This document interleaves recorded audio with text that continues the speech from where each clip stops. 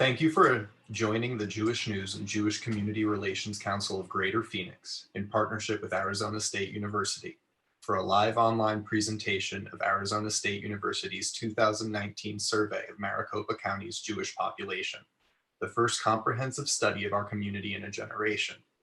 The Jewish News is a nonprofit community-owned newspaper based in Scottsdale.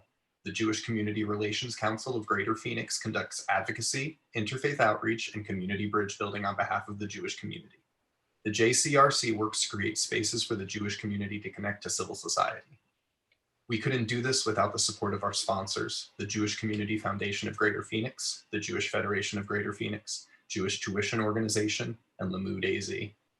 Moving on to introductions, I'm Rich Solomon, General Manager of the Jewish News. With me is Shannon Levitt, our managing editor, who will interview Professor Goldstein after his presentation.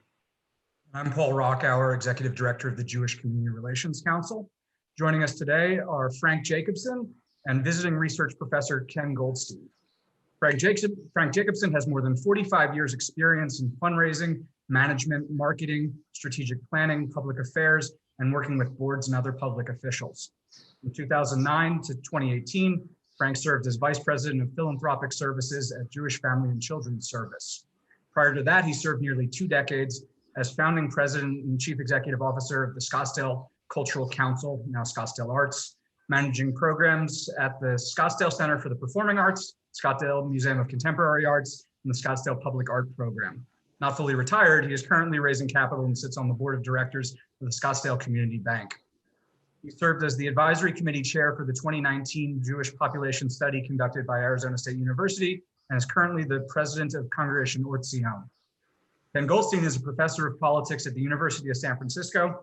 He is based in Washington, D.C. and serves as a senior fellow at the Association of American Universities, where he directs survey research on policy issues. He has authored or co-authored over 50 publications, books, journal articles, or book chapters.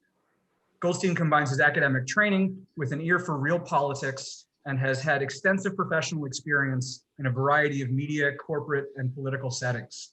Goldstein is a consultant for the ABC News political unit and a senior member of their election night decision team. Just a reminder to our viewers, you can submit questions at any time using Zoom's chat function. Paul and I will be curating the questions that are submitted and passing them along to Shannon to ask. Please keep your questions brief and related to the subject matter, not general questions on Judaism or the Jewish community, or statement questions such as, why don't more Jews keep kosher? JN staff writer Nikki Raz will also be live tweeting key takeaways from today's event. Frank, how did all this start? Well, first of all, thank you, Paul and Rich, for putting this afternoon's presentation together. So how did this population study come about? Well, many of you, either on boards or staff of Jewish organizations, probably have asked the same questions that I was asking a few years ago while I was working at JFCS. How many Jews live in the Phoenix metropolitan area? How do I reach more potential donors? As a board member of Congregation Or Zion, I was wondering, how could we reach more potential members? And what prevented Jews from joining a synagogue? Now, one has to go all the way back to that Jewish population study that was done in 2002 and published by the Jewish Federation of Greater Phoenix. And that was getting pretty old in terms of the data. So in January of 18, anticipating my retirement next June, I called Provost Mark Searle at ASU to inquire if ASU would be interested in doing a Jewish population study that actually he and I had discussed a few years earlier. I was looking for a project where I could fill my time as a volunteer.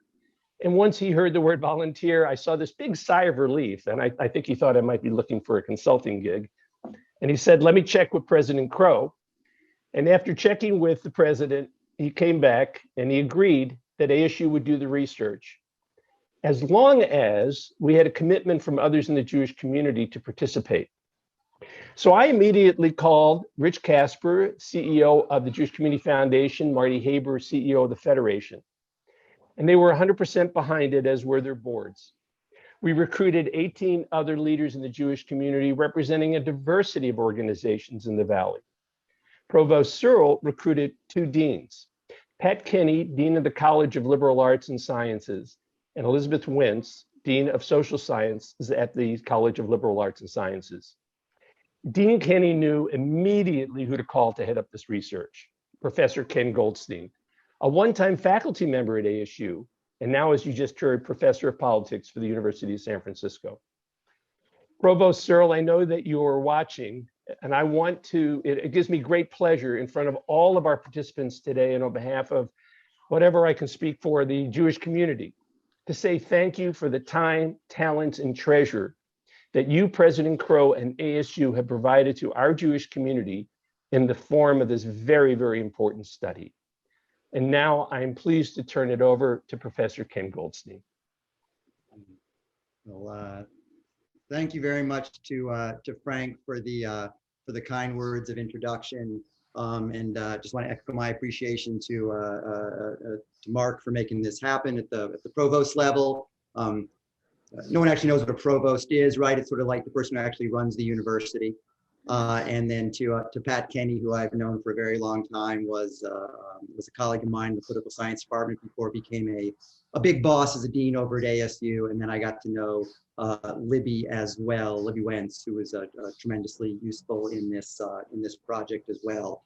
I was sort of smiling, I think, in the introduction. It talked about some of the work I do for ABC on decision teams. So Arizona was in my thoughts for not only election night, but the week after. So I got to pay attention to a little Arizona a little bit more than normal. And because of the pandemic, this has been the longest visiting professorship in the history of the world, which is a good way to start this. That this study was actually fielded in 2019, and then provided results that fall. Sort of a blur, Frank. I think we did a briefing to the community in January or February of 2020 with all these plans to do things in 2020, and then obviously the world intervened. I know Shannon's going to have a bunch of questions for me, and is going to curate some questions from the panel. But let me start by 15 minutes, and that's not a professor 15 minutes. I think that'll be a real 15 minutes of giving you a summary of some of the things we found. And I also really, it goes without saying that Frank was a great partner in this, in both getting this launched, and in helping with the design, and in reaching out to many of you during the course of the project, which because of the pandemic has been the longest research project maybe not in the history of Judaism, since Jews tend to have long meetings. Let me start by saying something about national Jewish demographics, because one of the take-home themes today during my presentation is, at the end of the day, it's my belief that Jews in Maricopa County are probably not that much different than if we looked at Jews across the country. And that's for two major reasons. You're in a large metropolitan area, and many of the Jews who live in Maricopa County came to Maricopa County from other various places in the country. So as a result of that, the mix of Jews in Maricopa County looks like the mix of Jews in the country as a whole. We didn't know this when we did the timings. This is either the perfect time to do this survey or the worst time, perfect time to do this presentation or the worst time to do this presentation. As many of you know, the Pew did a study of Jewish Americans, which came out in 2013 and got an incredible amount of attention. Pew was in the field this last year, and rumor is that the study should be out in the next week or two. So the world is going to get a new study from Pew on Jews in America that rumor has it is going to come out sometime in the middle of May. But what Jewish communities, or what nationwide Jews have had to rely on, has basically been that Pew study of 2013, which is obviously dated, 8 years old. From time to time, there are other studies of Jewish Americans. AJC typically comes out with a study once a year. Sometimes the anti-ADL will come out with a study on Jewish Americans. They just came out with a study on anti-Semitism, but did not report their demographics in the study. I've also had the opportunity to do and to see some large-scale studies of Jewish Americans that have been conducted over the last couple of years. And what I can say is the demographics of Jewish Americans nationwide look like these Pew numbers that you're seeing here. And the first thing that you should notice is Jewish Americans are older than the population as a whole. So the average age of an American Jew is in the mid to late 50s. That is pretty similar to the average age of a white American in this country, much higher than the country as a whole. Jews are much more likely to be college graduates than the population as a whole. Population as a whole might have a college graduation rate of 33%. Jews have a college graduation of 58%. Jews are much more likely to be Democrats when we look at partisanship. So I put this party ID question on here because, well, one, I'm a political scientist, and this is our big go-to question in understanding people's attitudes and behaviors. I always say it's a little embarrassing, and my friend Pat Kenny doesn't have to face the music here, that the big finding of people who study American politics is that Democrats vote for Democrats and Republicans vote for Republicans. But what it's saying is people's partisanship drive their attitudes. When it comes to American politics in general, the people's partisanship, Jews' partisanship, drives their attitudes about things in America. And when it comes to things Jewish, this how important is Jewish to you drives most of your attitudes towards Judaism, Israel, and your connectiveness with the Jewish community. Sort of sounds obvious. This is just giving you the sort of comparative numbers there when it comes to being Jewish, very important. Now, this is the scary looking slide, so don't stare at it too closely. But let me go over what the number is, because although in some ways it's the least important part of my presentation, the first question that everybody asks, and I told Frank not to make it the first question that he asked, but he couldn't help himself, which is, how many Jews are there in Maricopa County? And let me take you back to 2002 to your last study. And these are difficult studies to do, and I respect people who do studies in real time. So I don't want this to be taken as a criticism. But the reason why I point this out is the number that you hear or that you heard, and I used to live in Arizona in the late 90s, and then when we would come to visit, that there's 120,000 Jews in Maricopa County. That was the number that was out there. Well, how is that number derived? Well, the number was derived by that 2001-2002 study that determined 4% of Maricopa County was Jewish. That would be twice the rate that Jews are in the country as a whole. Doing the math of multiplying that percentage by the number of people in Maricopa County at the time gave you 66,000 Jews. Defining Jews as someone who said they were Jewish to a question. Do you consider yourself Jewish? Not asking religion, but do you consider yourself Jewish? Adding children to that, basic rule of thumb, and it might actually be too high given the older age of Jews. About 25% of a population is under 18. And then the way they got to 120,000 was to then add spouses and partners of people who they identified as Jewish. So it was about 66,000 adults who identified as being Jewish.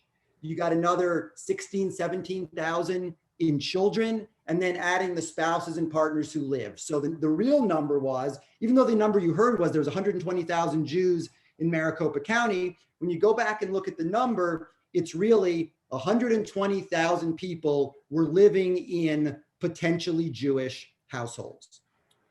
I think that number was too high.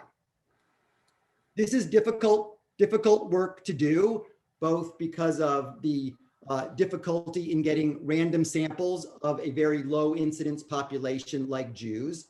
And then you get to, and of course you can see I'm smiling here, the easy question of determining who is Jewish. What we used was the Pew methodology, which is a two-part methodology, which first asks people your religion, and if you say you're Jewish, you're in. Then of people who said they were agnostic, atheists, didn't have a religion, there was a follow-up question was, aside from religion, do you consider yourself to be Jewish? Pew did that in their last study. I expect them to do it in their new study. When you do that nationwide, for example, Brandeis just put out an estimate which gives you 4.9 million, and the lingo is JBR, Jews by religion, plus another 1.2 million, and the lingo is JNR, Jews of no religion. So people who don't say they're Jewish, but then don't say they're Jewish when asked the religious question, but then say they're Jewish if they ask or consider themselves Jewish. So we did a similar thing in Maricopa County, and it's very difficult to get that incidence rate. So what we did was we worked with a firm, SSRS, who's a high quality survey research firm. They do work for ABC News, they do work for CNN, they actually do work for Pew as well. And they have an omnibus survey where they're continually in the field with a study, and different political groups or corporations buy a question or two on their omnibus. They don't need a full survey, but just want some insight from a question or two. So I asked the good folks at SSRS, combine all of your, they would never have enough people in Maricopa County, and they would never have enough Jews in Maricopa County in one survey or 1 month or 1 year, but to take the last 10 years. And so what I got was a random probability sample of Jews, and gave me, and I'm going to say this to the second decimal point, even though that's a false level of precision, 2.36% of Maricopa County as Jewish by religion or Jewish by no religion, which gives you 79,000 Jewish adults. And when you add the estimate of kids, gives you about little under 100,000 Jews in Maricopa County. That number is consistent with the recent estimate of the Brandeis-Steinhardt Center. The Brandeis-Steinhardt Center in 2015 and 2019, and you'll see this in the report, had an estimate of Jews in Maricopa County that was significantly lower. Their current estimate is very close to what our estimate is now of a little under 100,000.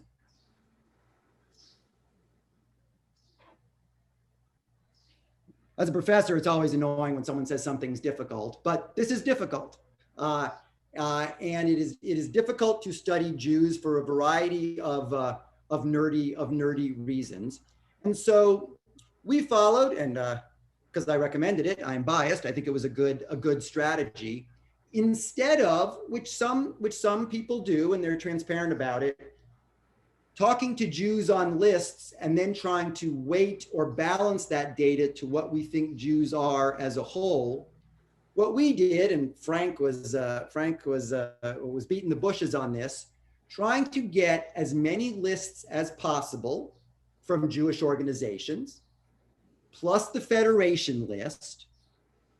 Of course, by definition, that is a biased list. That is people who have purposely affiliated with a Jewish organization. We then augmented that list with a sample from a voter file where we looked at Jewish surnames. So again, that's not perfect either, but gives us more of a non-listed representative sample than just our list-based number. And listen, on this is Judaism very important to you? You see the difference. So synagogue members, obviously, or maybe not obviously, but think Judaism is very important. Not synagogue members, less. People who are on the Federation list think that being Jewish is very important. people who we did not get from a Jewish list think Judaism is much less important. And that number, to my point about how Jews in Maricopa County probably look like Jews nationwide, looks virtually identical to that Pew number and virtually identical to recent numbers that I have seen on the importance of Judaism of representative samples of Jewish Americans. So again, lots of different communities do this in different ways. They'll look at federation lists. They'll try and gather as many lists as possible. A list is biased no matter what you do to it, even if you weight it to other parameters. And you see the difference. So again, that table 2 summarizes very important by people on the federation list, synagogue members, non-synagogue members, the voter file, whether caring about Israel is essential to being Jewish, difference between people who are just on the federation list versus synagogue members versus non-members versus the population as a whole. Being part of a Jewish community is essential. Marrying someone Jewish is essential. You see significant variance by, sort of sounds weird to say, listed Jews and unlisted Jews, right? Are you a member of a temple or synagogue? On the federation list, 63% of people on the federation's list are members of a synagogue. In our voter file, more random sample of Maricopa County, only about 1 in 4 are members of a synagogue. Comparing some demographics and a battery of questions, and this battery of questions we took from Pew. It's very similar to a Pew battery on how essential it is to being Jewish for a number of questions. And let me just pause for a second. I'm trying to give you just the buffet here of findings, or the sorbet to cleanse your palate. The full report's available from ASU on the website, and I also believe that there's a bunch of hard copies floating around. So all of this is publicly available, all the charts, graphs, and some prose around it. But you see the general similarities to what was not only a national poll, but a national poll 8 years ago, to our more generalizable sample of Jews in Maricopa County. And again, we followed the approach of, instead of trying to glob these all together and give you one survey result or top line finding, we think there's a big difference between synagogue members and non-synagogue members, people who are on a federation list and not on a federation list. All of those pieces of data, all of those crosstabs may be of interest to people, but strongly believe they should be looked at separately. Have you been to Israel? Again, variance, federation list, member of a synagogue, non-member, voter file. We asked questions about anti-Semitism. This number was very high in 2019. It would almost certainly be even higher now. In study, we also asked a question, have you personally experienced anti-Semitism in the past year? What I can say is I did a national study a little bit after I did this Maricopa County study, and the number was about what we see here for Maricopa County. That number is more than doubled in the last 2 years at the national level. Again, big message of my presentation. And so when that Pew study comes out in a week or two, listen, I don't think you can necessarily just cut and paste and say Arizonans are exactly the same, but you can get a lot of insight from looking at that Pew study, which I am sure it's going to generate a lot of drama, by the way. Everyone's going to be talking about and arguing about it, methodology. But the general findings, I think, will most likely hold. And again, in that spirit, this is looking at the gender breakdown, the age breakdown of our voter file sample versus Pew, and then the this very key question. And let me pause here for a second on this very important. And I think it is, well, I don't want to say it's the big divide, because there are sadly many big divides in Jewish communal life. But one divide is, should Jewish organizations be investing their time and effort in talking to these people who say Judaism is very important? Or should they be trying to make these people who say that Judaism is only somewhat important, or not too important, or not at all important, moving them up the scale of importance? Because you can't get people to do any of the other stuff you may want them to do until they think Judaism is very important. And again, just some comparisons here on some of these basic questions between the voter file and the Pew study. So I think I only lied a little bit, that it was only slightly over 15 minutes.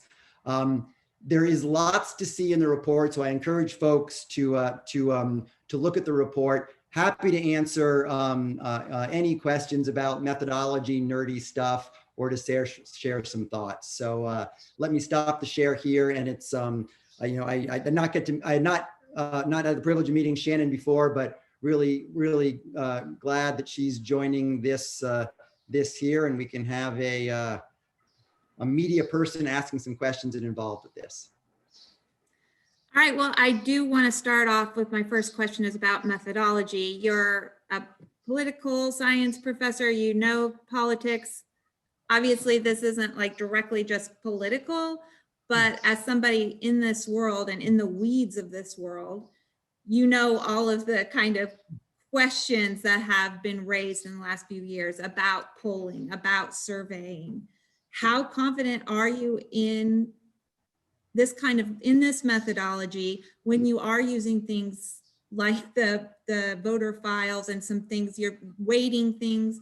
People have been given a lot of pushback to weighting things and like what that really means, and is that really going to give you a realistic picture, you know? And obviously this survey was done to get a very realistic picture. So I guess I'm asking, how do you, like, as the person who devised it, like, what is your defense of the methodology? Right. Super question. And I'm sort of smiling because I remember when Pat Kenny called me up, I'm like, so great, I get to do a study of a low incidence group when no one trusts surveys and people in the Jewish community can't even agree upon who is a Jew. So that was my challenge here. So first, let me talk about sort of the general challenge among survey research. Political polls clearly had a rocky time in 2016 and 2020. There is no doubt about that. Even though the average error really wasn't much worse than it had been in previous elections, there was a systematic error in one direction that overstated Democratic chances.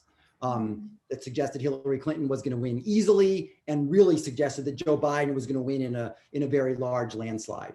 Listen, you also saw that the political polling in Arizona, even though, I should be nice, some of my colleagues in another news network were a little bit more confident of their election call. The pre-election polling in Arizona, I don't think had the margin at 0.36 percentage points. So there clearly was a systematic bias towards Democrats in both elections. In 2016, I think that was largely because pollsters were having a technical problem of not having enough non-college educated whites in their sample. In 2020, then again, this is going to sound like the most obvious thing in the world, not enough Republicans were answering surveys. If you have people who are skeptical of the news media, skeptical of institutions, skeptical of politics, there is strong evidence in a variety of factors that these folks were not answering surveys. Listen, here, you can break some news here. You even see it a little bit, if you look at polls now, people who say they got the vaccine is too high. We actually know what the number is. So what's happening? People who are unlikely or less likely to get vaccines, in general, not one-to-one, but in general, are more likely to be Trump supporters. So the fact that those surveys are overstating vaccine means they're understating Trump supporters, the same bias. Weighting is something, and I'm not going to bore you for hours on here. Weighting is something that sounds sketchy and improper when in fact it's the proper thing to do. What you're doing is you are pegging your, listen, the reason why you do the survey is because you don't know the answer. And if you knew the answer, you wouldn't have to do the survey. But I do know the answer for certain things. I know how many men and women there are in the country. I know how many white people there are in the country. I know how many college educated people there are in the country. I know the age breakdowns in the country. So if my survey comes back not matched up with what I know to be true, weighting is then what I do to match that up. What some community studies, but weighting only works if the people who you got are the same as the people who you didn't get, but you just didn't get enough of them, right? That I didn't interview enough men, but the men I interviewed have the same attitude as the men I didn't interview. The problem is, in political polling, the men you interviewed are different than the men you didn't get, okay? The problem in some of these Jewish studies, let's say we take a list and we get a study and we get a result from our federation list. And then we say, you know, the federation list is I'm just making this up, but the federation list is 70% female. We really know that Jews are 50. Let's weight it down and then that will fix it. It doesn't, because the bias is, most important thing is actually not that they're a man or a woman in this case. The most important variable is they're on the list.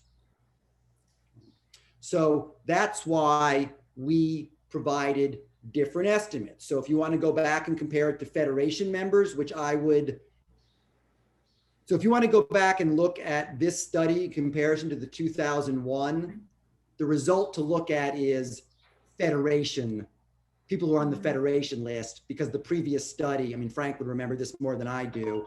The previous study was basically people from the federation list.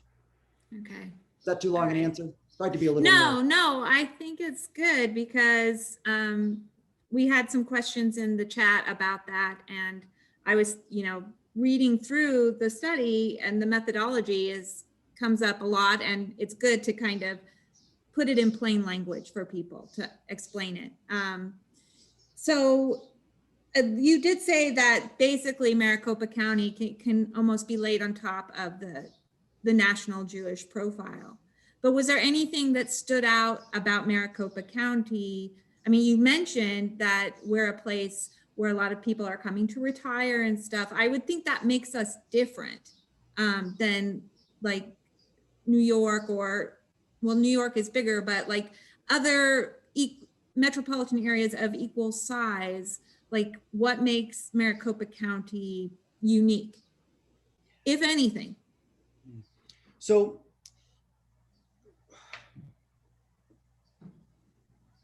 it is really similar to the national population. And I think there is this notion, which everyone, said to me, right? When I moved to Arizona at the age of, how old was I?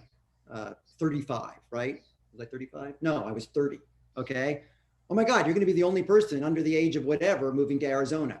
That's of course not true, right? There's this notion that, everybody who's moving to Arizona is, the last train out of Chicago when they're 90 years old. When in fact, it is such a large, Phoenix is, someone here might know it better. It's definitely in the top 10 metro areas in the country. It's probably 6 or 7 at this point. So 5, okay. So when you get to be that large, so even Florida, which everyone thinks is, older folks in Florida, when you get to be that large, it starts to look like a more generalizable population.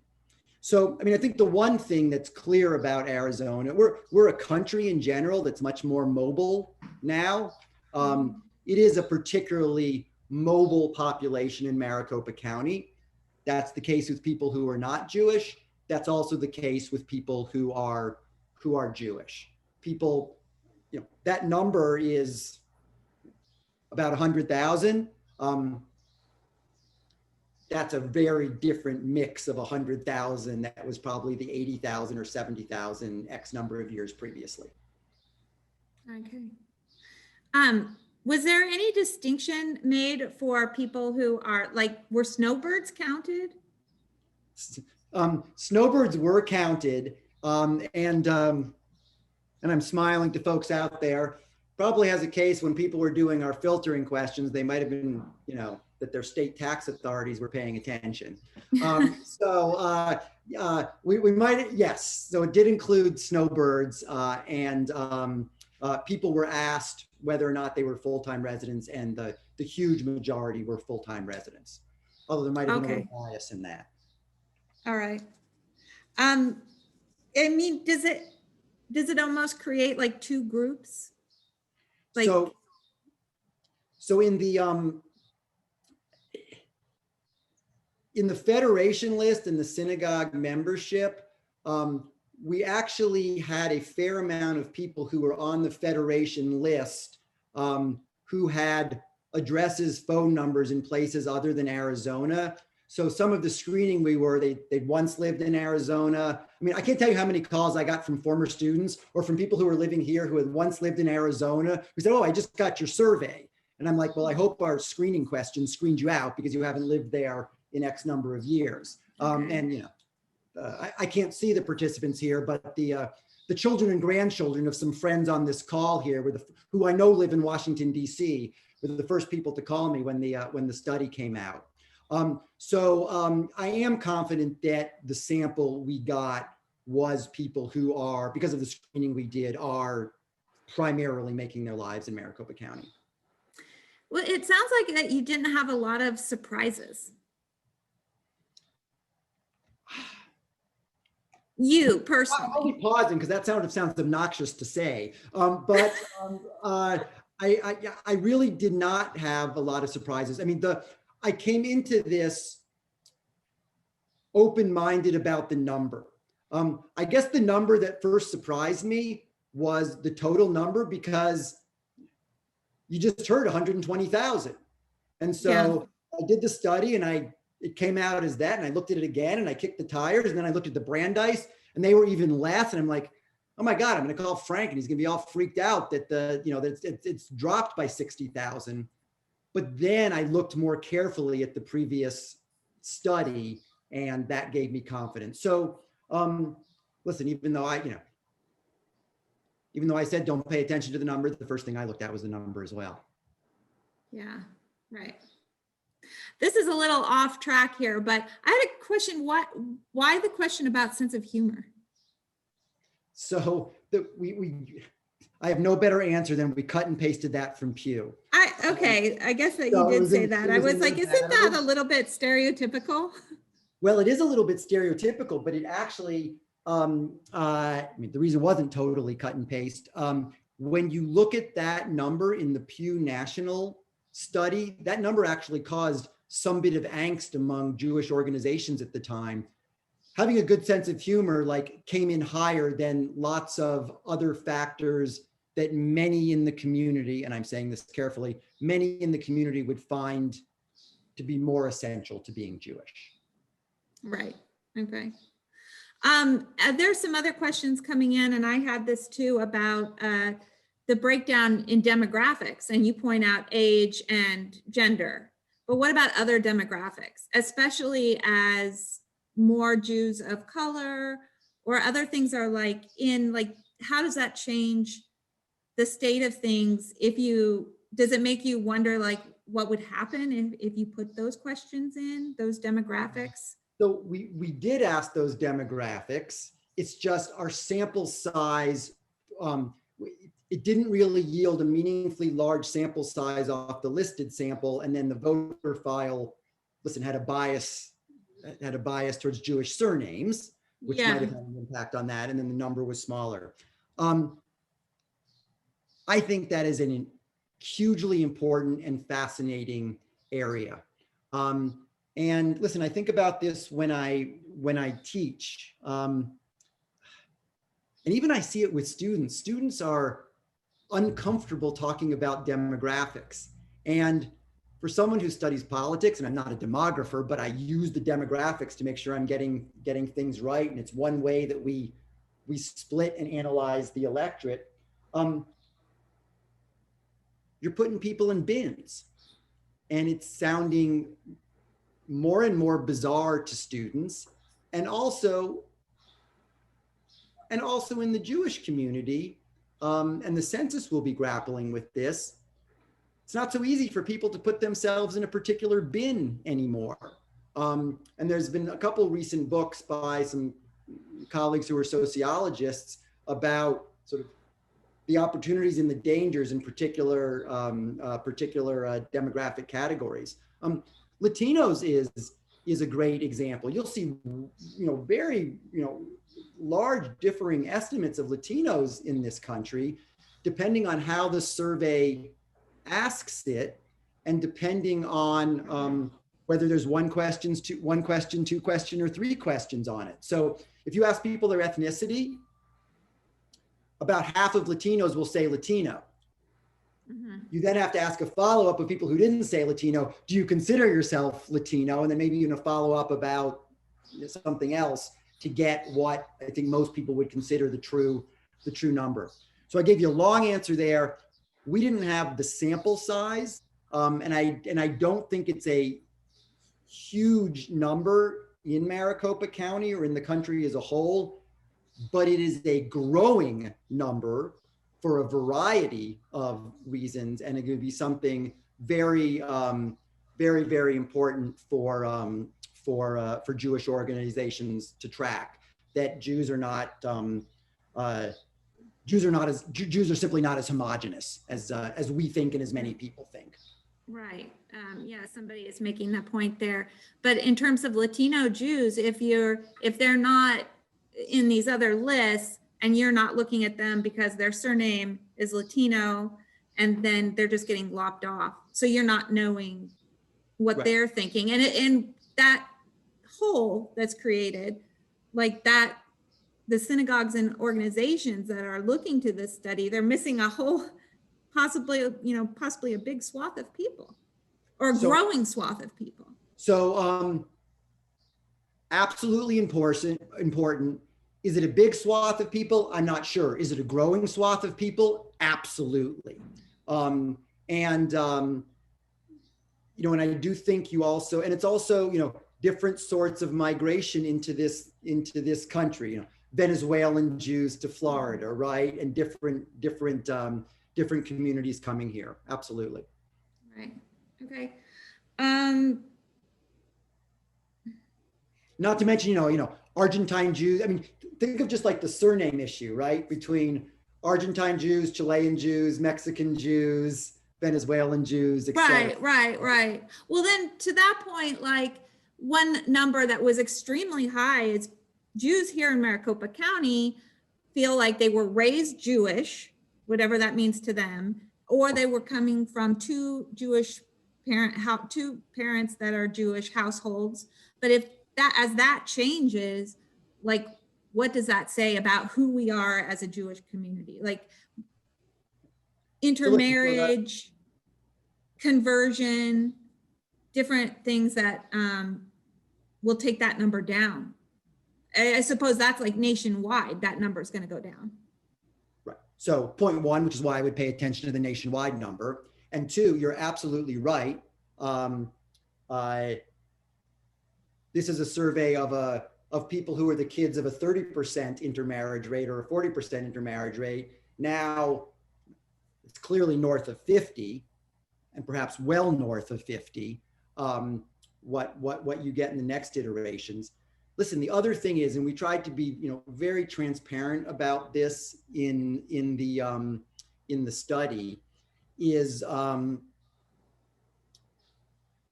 by definition, studies of Jewish communities are going to get people who are more likely to think that Judaism is very important and to get a biased sample. Because even though we did a screener where we tried to ask a bunch of general political questions before people knew that it was a study about Judaism, and we might have some people here on the call who were surveyed, by definition, people who are more interested are more likely to do the study. Right? The same way that people who are more interested in politics are more likely to do the political surveys. People who are fans go to games. So those, those results which we had, and we put them out there of number of people who are, very interested in Jewish, grew up Jewish, etc. I can't tell you by how much, are clearly overestimates. And they're going to be overestimates in the Pew study, and they're going to be overestimates in any Jewish communal study you see. Right. And Shannon, can I add something about these lists that we had? Because one of the challenges that we had early on is securing the participation and the collaboration of as many Jewish organizations as we could. So we took the Jewish directories that we have, that you all at the Jewish News publish, in fact, and there were over 100 organizations represented in that Jewish directory. We tried to reach every one of them, and only 24 organizations actually agreed to participate. And what that meant is that they were willing to give to ASU's research department. It was very, very clear they had to share a mailing list, which is also very challenging for organizations to do. So we had to trust ASU was bound in their research for privacy. And once the research was done, all the data is shredded, so it doesn't exist anymore. It wasn't going to go to the foundation. But this was the biggest challenge in our Jewish community, was just getting people to participate and collaborating, so that this study, unlike 2001 study, was a collaborative of all the different organizations in our community. One of the challenges in that then also was we didn't have as well represented in the Orthodox community as we did in the conservative Reform communities in terms of synagogue membership. We know that, we acknowledge that in the study. So those are things that were pretty critical. I saw a question earlier about the Shalom Club at Trilogy Distancia. That was an organization, many of the Shalom Clubs participated, so that there was more than just the synagogue. There were other organizations that participated, but synagogue membership was its own thing, as Ken's described, and then you had the rest of the community, if you will. So I wanted to just mention the fact that that's how we broadened the list from the 2001 study, but it was really the 24 organizations that deserve applause who were the participants and said yes to collaboration in the Jewish community, which a lot of us think is very, very critical to our overall success as a Jewish community. Right. Well, to Frank's point about synagogues and organizations, like what was basically the good news that you gave them? Did you give them good news? Well, I think that was, you asked about Ken, was he surprised about some things? I was actually surprised by an answer with my synagogue hat on. I thought the most critical, that question about why don't you join a synagogue, I thought was going to be money. And actually money came down low on the list. And the things that actually came up, and again, this is where, you have to just question, what does it mean? But synagogues aren't, I don't have a need for a synagogue, or I can't find the information of a synagogue, or there's not one locally that I can really identify with and go to. Those were the major reasons. And that to me was somewhat of a surprise, because those of us in the synagogues think we're promoting the heck out of our synagogues and encouraging people to come in, and thinking that it might have been cost, and cost was lower down on the list. Right. Is that what you saw too, Professor Goldstein? Yeah, I would agree with that. I think it's talk about a difficult question though, right? To and to get. Listen, I wouldn't be in the survey business if I didn't think people generally sincerely answered those sorts of questions.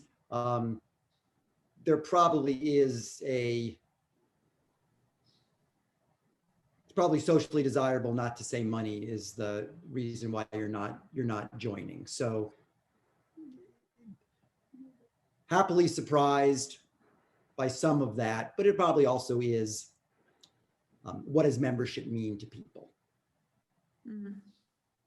Well, one thing that was curious to me is that there was a high percentage of people across the board who said it's very important to live an ethical life, but also to work for justice and, make life better. And synagogues here have that too. I mean, and they promote those things. Like, why the mismatch? Why are people not finding that? Why are they going out and supporting non-Jewish organizations or charities, or going, I mean, this year, social justice was on the march, quite literally. Why are they marching and making, working with other organizations outside Jewish organizations, and not seeing that the Jewish organizations, not just synagogues, but others, or Jewish groups, like you have this Dayenu group that's in about the environment, like, and specifically Jewish, why aren't they gravitating there when they say that that is their value too?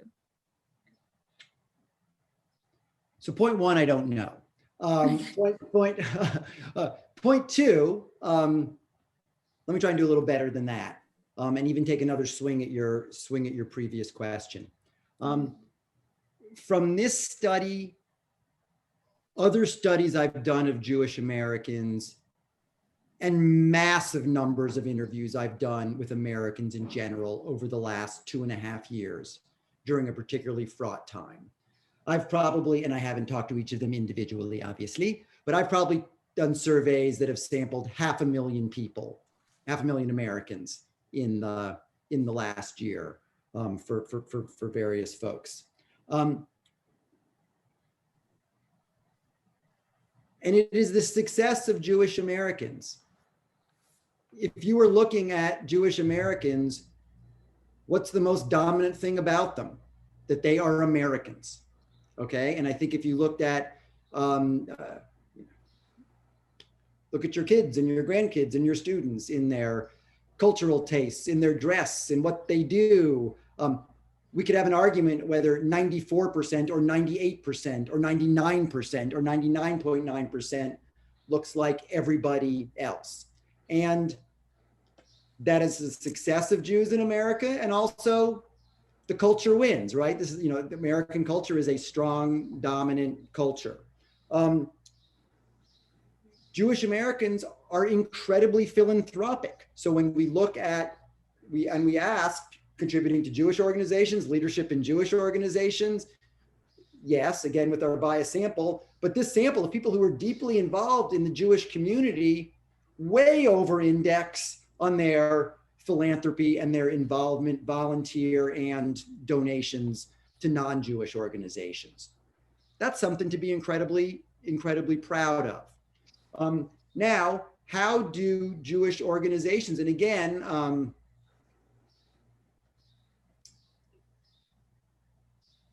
it's a tricky question.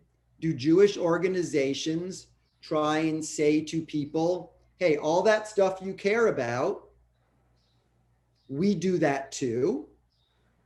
Or do Jewish organizations say, we're going to leave all that stuff that everyone else does to them, and we're just going to focus on a particular area that's more, and again, I'm being very careful when I say this, what they would consider to be Jewish focused.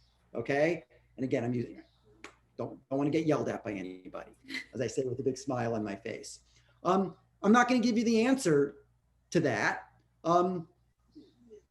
That's a big issue for Jewish organizations. Do you try and draw people into the tent by doing what they want to be done and doing what others are doing in the community? Or do you bring them into the tent by giving them something that other people aren't giving them? Okay. And listen, in a closed-ended survey, we're not getting into that level of granularity. Right. We're coming kind of close to the end, but I did want to just like touch on this at least. One other thing that was very obvious in your numbers is that across the board, identifying with the Holocaust and also having experienced or noticing an increase in anti-Semitism is like very high across the board. People talked about that, identified with that. And I guess I wonder, like, what does that say about the community and going forward, especially as